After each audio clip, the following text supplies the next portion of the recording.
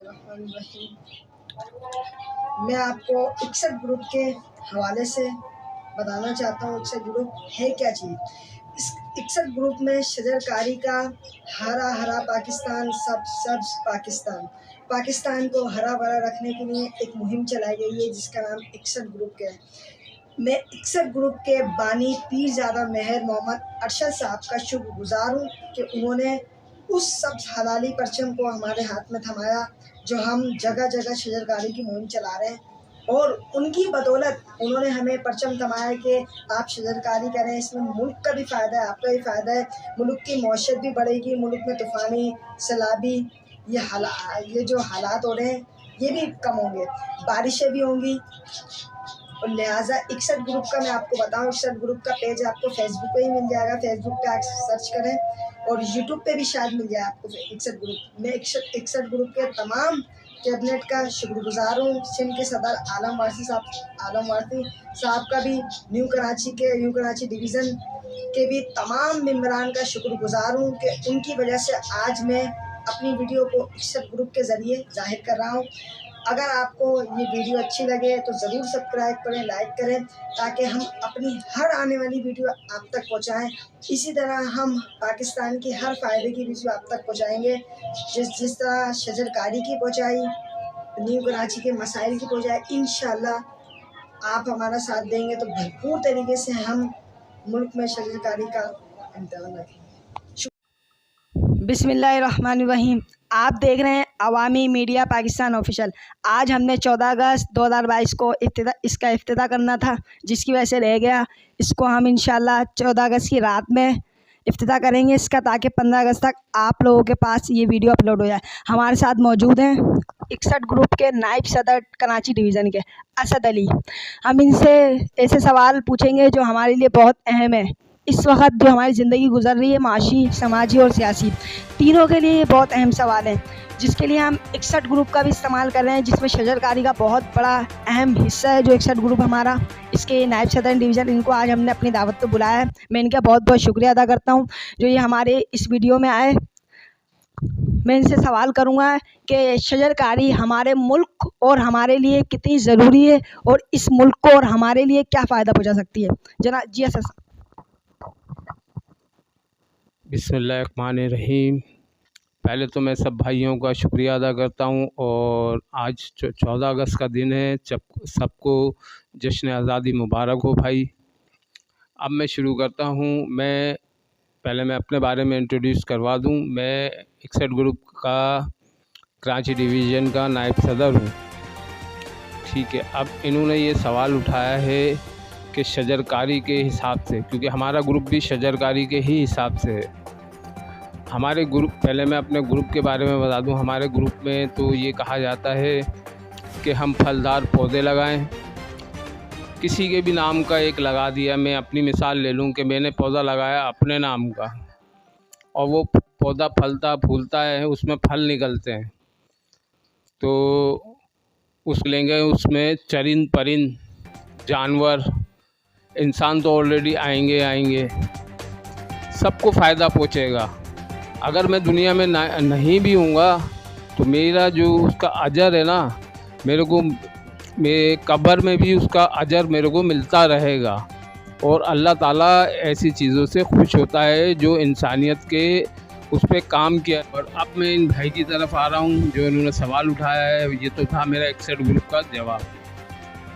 अब इन भाई का मैं जवाब देना चाह रहा हूँ कि भाई शजरकारी बहुत ज़रूरी है, क्योंकि आने वाले वक्त में जो यहाँ का टेम्परेचर है, जैसे अभी बरतानिया का चल रहा है 40-42, जब बरतानिया में मकसद 40-42 हो गया, फिर 10 साल बाद हमारे मुल्क में कितना टेम्परेचर होगा कि हमारे एसी भी काम नहीं करेंगे।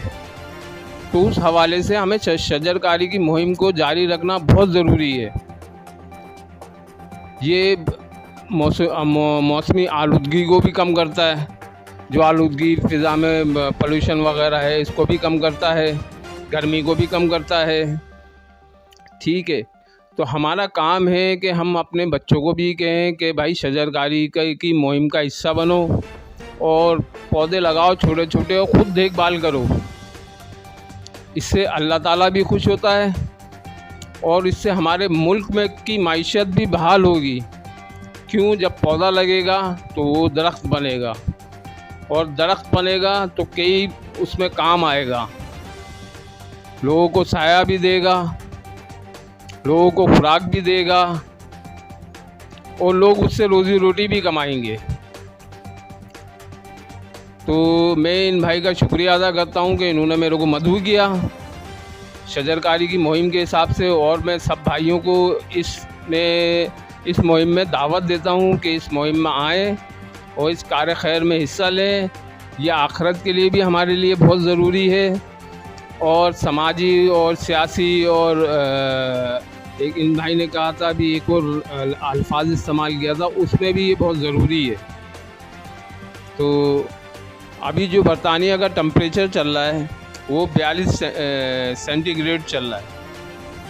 अब आप इससे अंदाज़ा लगा लें कि आने वाले 10 साल में बरतानिया तो निकल लेगा क्योंकि उनके पास टेक्नोलॉजी है। हमारे मुल्क में ऐसा कोई निज़ाम नहीं है, ऐसा कोई रिवाज नहीं है। तो हमारे पास जो अल्लाह ताला ने हमें नेमतें दी हैं, हम उनको क्यों ना इस्तेमाल करें, उनको क्यों ना बरवे काल लाएँ। तो भाई कोशिश करें कि शजरकारी की मुहिम में ज़्यादा से ज़्यादा हिस्सा लें, ज़्यादा से ज़्यादा पौधे लगाएं, बहुत ज़्यादा से ज़्यादा शजरकारी करें और आने वाले वक्त में यही हम बरतानिया से भी आगे होंगे। वो टेक्नोलॉजी में आगे होंगे, हम दिमागी तौर पे आगे होंगे उनसे, क्योंकि हमारे पास वसाइल होंगे। जब हम शजरकारी की मुहिम अभी से स्टार्ट करेंगे, आज से 10 साल बाद हमारे पास इतने पेड़ होंगे कि हमें ऐसी नौबत ही नहीं आएगी। चलें, इसके साथ ही मैं अपनी तकरीर ख़त्म करता हूँ। बहुत बहुत शुक्रिया। शजरकारी से एक तो ये हमें मिलेगा कि अगर जब शजरकारी ज़्यादा होगी तो मुल्क में सैलाब और सैलाबी जो हालात बन रहा है, जो बलूचिस्तान का हाल है, उस हाल से भी बचे रहेंगे हम। हमने तो बलूचिस्तान में शजरकारी की मुहिम चालू कर दी है। बलूचिस्तान के हिस्से में हम बहुत सारे समय बीज डाल चुके हैं जहाँ पर शजरकारी होगी, उससे आवाम ही फ़ायदा उठाएगी, हम नहीं उठाएंगे। जो उसके अंदर जो वो निकलेगा, अनाज निकलेगा, सब्जियाँ निकलेंगी, फल निकलेगा उससे, क्योंकि हम तो यहाँ हैं, हमारे तो वहाँ बंदे काम कर रहे हैं। शजरकारी में जो उनको बढ़ाएंगे, जो वहाँ की अनाज निकलेगा, जो फल निकलेगा, सब्जियाँ निकलेगी, वो वहाँ के लोगों के काम आएंगी और इंशाल्लाह हमारा यही मकसद है। मैं आपको भी इकसठ ग्रुप में दावत देता हूँ आने की, हमारे साथ मुहिम में हिस्सा डालें। आप कम से कम एक पौधा लगाएं। कम से कम पाकिस्तान की जो आबादी है 22 करोड़ आबादी है। अगर 22 करोड़ भी अगर एक भी लगाएगा पौधा तो 22 करोड़ जब बारिश ज़्यादा होगी तो हमें पानी का भी कोई वो नहीं होगा, ना ही तो किसी चीज़ का होगा। दूसरा सवाल ये, हमारे जानिब असद भाई मौजूद हैं, इनसे एक और सवाल पूछते हैं महंगाई के लिहाज से कि आवाम महंगाई के लिहाज से कितनी खुश है और कितनी नाखुश है, और न्यू कराची की जो मसाइल हैं जो अभी तक हल नहीं हो पा रहे हैं, इसकी क्या वजह है। हमारे साथ मौजूद है असद भाई, इकसठ ग्रुप के नाइब सदर है कराची डिवीज़न के माशाल्लाह, और इनका एक सियासत में भी एक अहम किरदार है।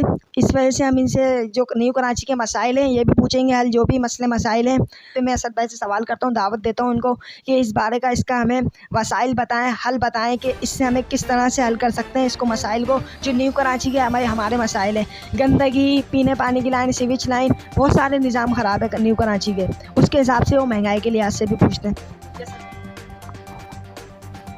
अस्सलाम वालेकुम जनाब मोहतरम मोहित साहब, बात आपने बहुत पते की है।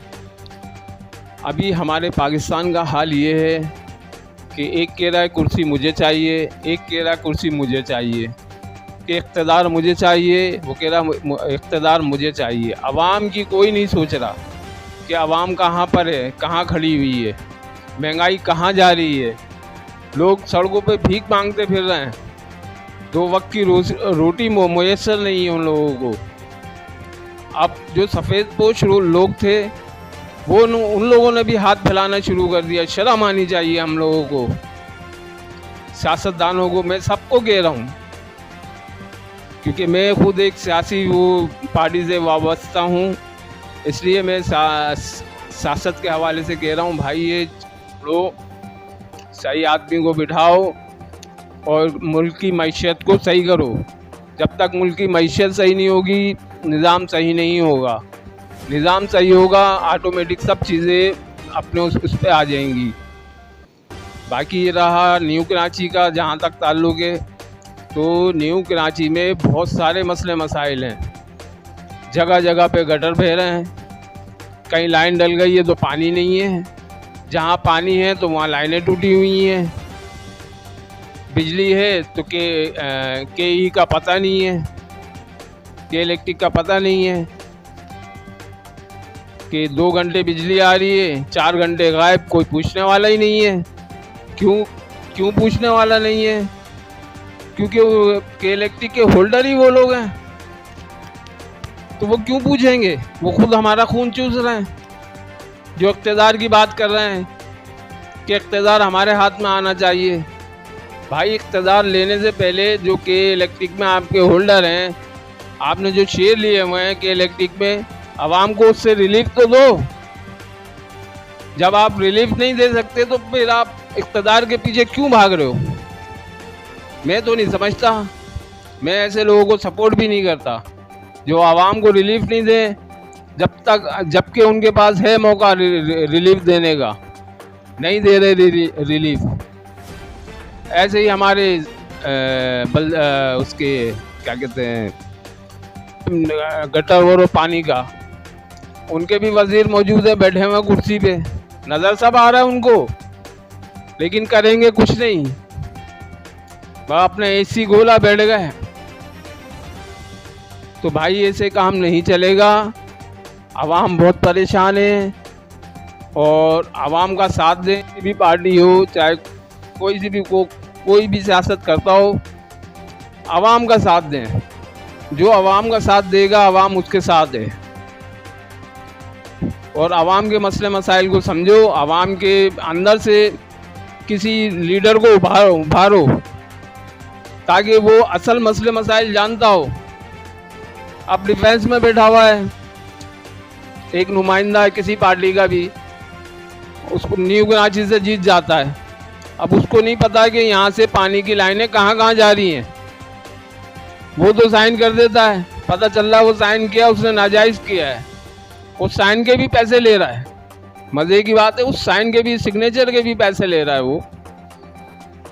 तो भाई अपना वोट भी आप देखभाल के दें। मैं आवाम को कहना चाह रहा हूँ, अपना वोट भी देखभाल के दें। और ये भी बता दूँ, वोट भी शरई हक है, देना है किसी न किसी को।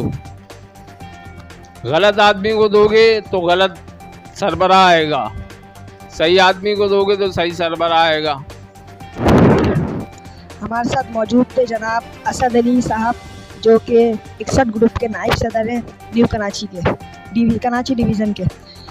अब मौजूद है हमारे साथ, इनसे एक और सवाल है असद भाई से, जो कायदे आज़म की ज़िंदगानी पर रोशनी डालना कि हमारा ये शरीक है, पता नहीं होना चाहिए आवाम को कि कायदे आज़म ने कैसी ज़िंदगी गुजारी और हम आज कहाँ पर हैं और किस उस पर ज़िंदगी गुजार रहे हैं। कायदे आज़म क्या बना के गए थे और हम कहाँ पहुँच चुके हैं। मैं असद भाई से गुजारिश करूँगा कि वो आवाम को बताएं कि कायदे आज़म की ज़िंदगी पर रोशनी की किस तरह से उन्होंने पाकिस्तान बनाने में भरपूर किरदार अदा किया और कायदे आज़म की ज़िंदगी का मफ़हूम क्या था, कायदे आज़म का उसमें किरदार क्या था पाकिस्तान बनाने में। कायदे आज़म को क्या वो था जो जिन्होंने पाकिस्तान बनाने का इक़दाम उठाया। जी असद। बिस्मिल्लाहिर्रहमानिर्रहीम। जहाँ तक हमारे कायदे आज़म, उनकी ज़िंदगी के बारे में इन्होंने कहा है कि रोशनी, तो कायदे आज़म ऑक्सफोर्ड यूनिवर्सिटी से उन्होंने तालीम हासिल की। तो उन्हें क्या पड़ी थी पाकिस्तान और हिंदुस्तान एक है, पाकिस्तान अलग करने की।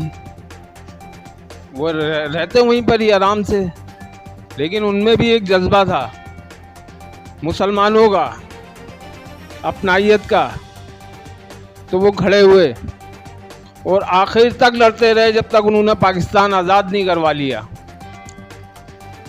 हालांकि उनको एक बीमारी हो गई थी टीबी की, उन्होंने उसको भी छुपा के रखा, किसी को बताने नहीं दिया कि मेरे को टीबी हो गई है, और लगे रहे पाकिस्तान की बका के लिए, पाकिस्तान की सलामती के लिए। कितनी ही कुर्बानियाँ दी हम लोगों ने इस पाकिस्तान को हासिल करने के लिए।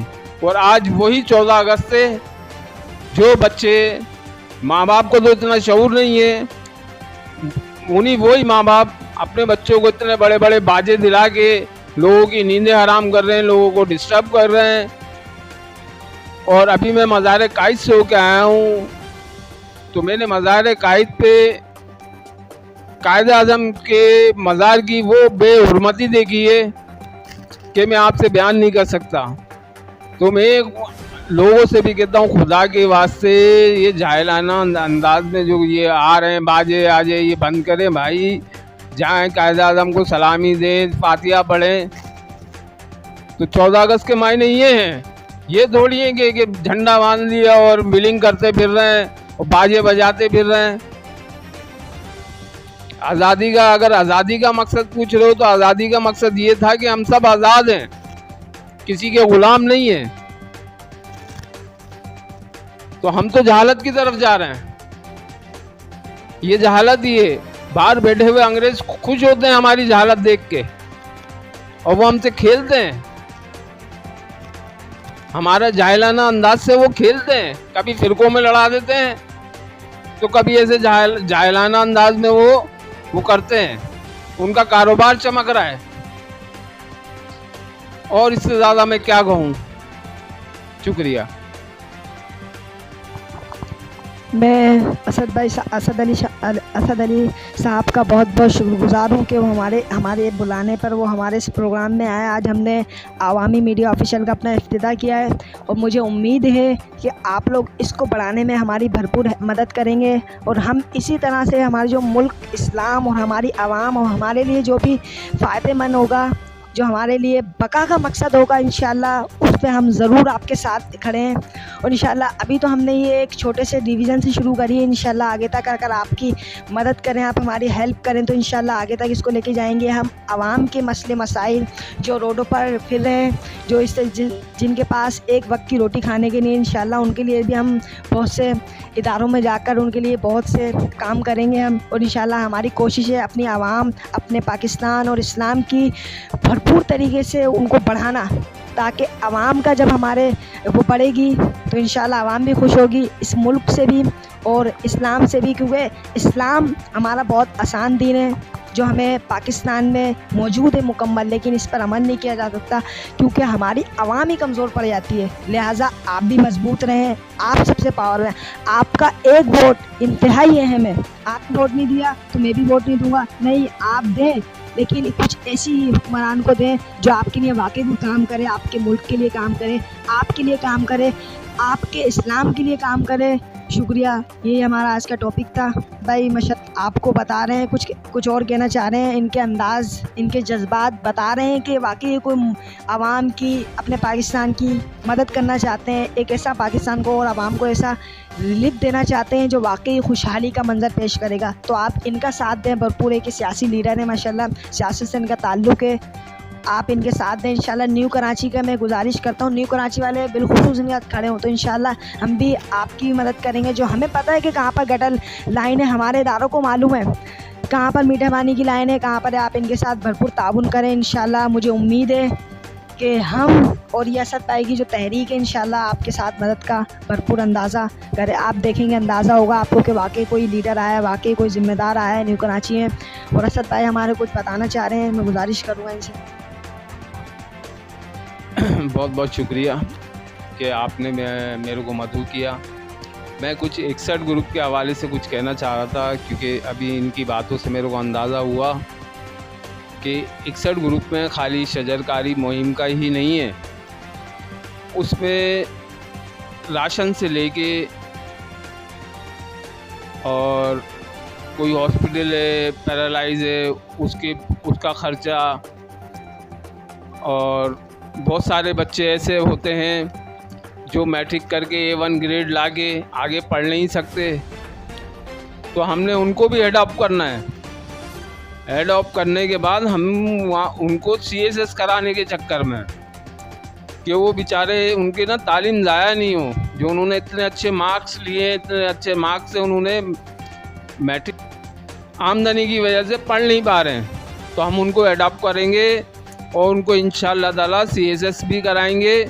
और ये 61 ग्रुप का मंशूर है कि इंशाअल्लाह ताला 61 ग्रुप में जब भी जहाँ भी पता चलेगा कि इस घर में खाने पकाने की परेशानी है या कोई भी मसला है, हॉस्पिटल का कोई मसला है, या XYZ और कोई मसला है वो भी हम हल करने के लिए तैयार हैं।